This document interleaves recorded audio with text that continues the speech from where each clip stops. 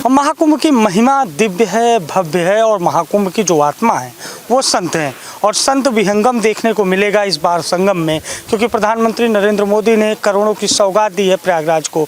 कई सारे कॉरिडोर हैं, कई परियोजनाएं हैं और आने वाले जो महाकुंभ और अर्धकुंभ होंगे उनमें ये बहुत कारगर साबित होंगी। लेकिन इन सब के बीच अखाड़ों की क्या स्थिति है, अखाड़ों में किस तरह से सामंजस्य स्थापित किया जा रहा है, किस तरह से अखाड़ों के लिए उनके टेंट लगाने के लिए ज़मीनें आवंटित की जा रही हैं, कैसा होगा अखाड़ों का स्वरूप, इन्हीं सब मुद्दों पर बातचीत करने के लिए हमारे साथ अखिल भारतीय अखाड़ा परिषद के अध्यक्ष महंत रविंद्र पुरी जी हैं। महाराज जी, बहुत स्वागत है आपका। और मैं आपसे जानना चाहता हूँ, इस बार का जो कुंभ है वो सर्वसिद्धिप्रद माना जा रहा है। 2025 महाकुंभ क्या स्वरूप होने वाला है, क्या स्वरूप होगा संतों का और क्या स्वरूप होगा संतों के अखाड़ों का? देखिए, आपका भी मानना है, हमारा भी मानना है, सरकार का भी मानना है, हम सब का मानना है इस बार का जो कुंभ होगा दिव्य और भव्य होगा और स्वच्छ कुंभ होगा। और आप देख रहे हैं ये जो कुंभ मेला है, कुंभ क्षेत्र जो है, यहाँ पे कार्य हो रहा है और कार्य भी प्रगति पे है। मैं समझता हूँ कि ये जो महाकुंभ है, इस महाकुंभ में सबसे बड़ी दिक्कत हमें एक आती है कि इसमें समय कम मिलता है। आपने देखा होगा, हमें 2 महीने में पूरी तैयारी करनी है और 2 महीने में बड़े बड़े पंडाल बनने हैं, 2 महीने में सड़कें बननी है, जो आपका बिजली पानी आदि सबका कार्य जो है 2 महीने में होना है। मैं समझता हूँ इतना आसान काम नहीं, बहुत मुश्किल काम है और सरकार बहुत अच्छा कार्य कर रही है और हम सब का यही मानना है। और आज हमारे माननीय प्रधानमंत्री जी भी आए थे तो उन्होंने भी यही संदेश दिया है कि हमारा जो महाकुंभ है दिव्य और भव्य हो। अच्छा, अखाड़ों के बीच कैसी स्थिति है? आप तो अखाड़ा परिषद के अध्यक्ष हैं, तमाम अखाड़ों के बीच सामंजस्य लगातार बैठाने का प्रयास शुरू से किया जा रहा है, किस तरह की स्थिति है, स्वरूप क्या है इस वक्त? नहीं, देखिए, अखाड़ों का अपना अपना कार्य है। जैसे मैं इस अखाड़े में खड़ा हूँ, मेरा अपना काम है, जितने अखाड़े हैं सबके अपने अपने कार्य है और हमारी परंपराएं भी हल्की फुल्की भिन्न है, एक जैसी परंपराएं नहीं होती है हमारी। तो हर अखाड़े के अपने अपने अध्यक्ष होते हैं, जो मेलाधिकारी, जो हमारे भी मेलाधिकारी होते हैं, अखाड़ों के मेलाधिकारी होते हैं, तो वही इस पूरे कार्य को करते हैं। तो इसमें हमारा कोई ऐसा वाद विवाद वाली स्थिति नहीं है। हाँ, हमारे यहाँ जब मीटिंग होती है, कोई बैठक होती है, तब जा कर के हम इकट्ठी एक बात रखते हैं। तो बाकी देखो, छोटी मोटी जो बातें हैं ये तो चलती रहती है, घर में भी छोटी मोटी बातों पे वाद विवाद हो जाता है। और ये तो बहुत बड़ा मेला है, महाकुंभ का मेला, अखाड़े है। योगी आदित्यनाथ हमेशा संत परिधान में रहते हैं, वो संत हैं। और मुख्यमंत्री के अलावा अगर प्रधानमंत्री की बात की जाए तो वो भी सनातन के प्रति उनका जो लगाव है वो सबने देखा है। वर्तमान सरकार में महाकुंभ का आयोजन होना और 2012 में, आज के 12 वर्ष पहले जब महाकुंभ हुआ था, तब और आज में क्या बदलाव आप देखते हैं और आपका वातावरण कैसा है सनातन के लिए, हिंदू धर्म के लिए, और पहले के वातावरण को अगर आप तुलनात्मक स्थिति देखें तो कैसे? देखिए, मैं इससे पहले 12 में नहीं जाऊँगा, मैं 19 में जाऊँगा। हाँ।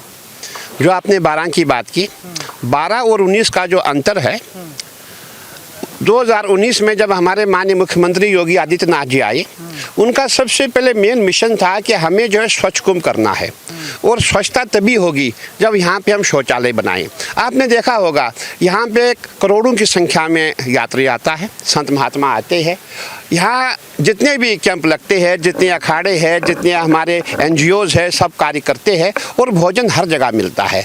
परंतु शौच के लिए आदमी कहाँ जाए? इसके लिए मैं बहुत हमारे माननीय मुख्यमंत्री जी को ये कहना चाहूँगा, उन्होंने ऐसा कार्य किया, ऐसा प्रयास किया। 2019 का जो कुंभ था उसमें हज़ारों की संख्या में शौचालय बने और उसमें किसी भी यात्री को कोई दिक्कत नहीं आई। इससे पहले हमारा 2010 का जो एक महाकुंभ था, हरिद्वार में था, वहाँ ये समस्या खड़ी हो गई थी। लेकिन हमारे माननीय मुख्यमंत्री जी ने अभी बैठक ली थी, उसमें कहा था कि इस बार हम लाखों की संख्या में शौचालय बनाएंगे और अब दिव्य और भव्य के साथ स्वच्छ कुंभ भी जोड़ा जाएगा।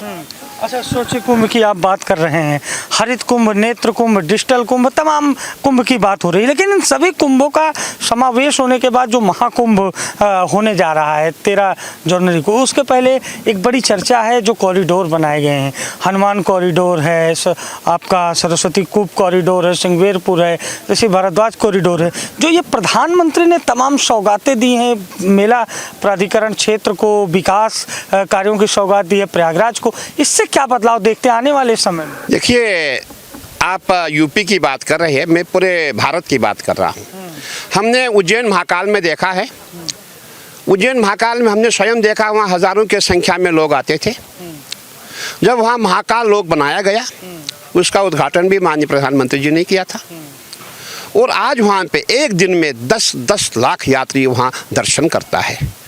और आपने यहाँ यूपी में देखा होगा, जितने यहाँ मंदिर है उनके लिए कितना पैसा दिया गया। मैं समझता हूँ कि हमारे माननीय प्रधानमंत्री जी ने, और एक बात और मैं इसमें आपको कहना चाहूँगा, हमारा ओमकारेश्वर है, वहाँ पे जगत गुरु शंकराचार्य की प्रतिमा बनाई गई, वेद विद्यालय बनाया गया। आप जहाँ भी जाएंगे पूरे भारत में। और इससे पहले एक और मैं बात आपको ऐड करना चाहूँगा, शुरुआत हमारे माननीय प्रधानमंत्री जी ने जब वो मुख्यमंत्री थे, उस समय 51 शक्तिपीठों का निर्माण गुजरात में हुआ था, अंबाजी के जंगल में। तो देखिए, वो जब से मुख्यमंत्री बने वो सनातन पे ही काम कर रहे हैं और सनातन का ही आशीर्वाद उनके साथ है।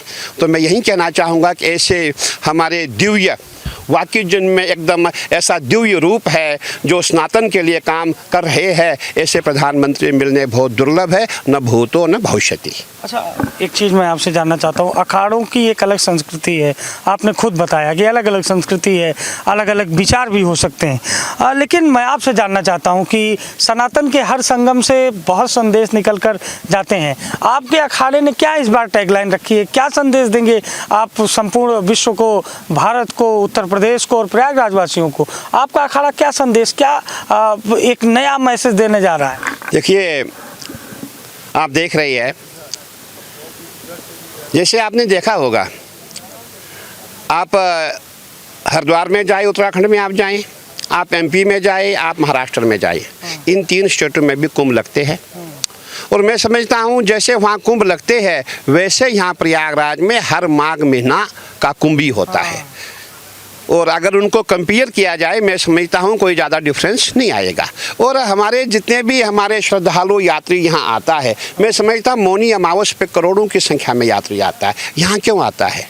ये तपोभूमि है, ब्रह्मा जी ने यहाँ तपस्या की है, यहाँ तीर्थ राज प्रयाग है।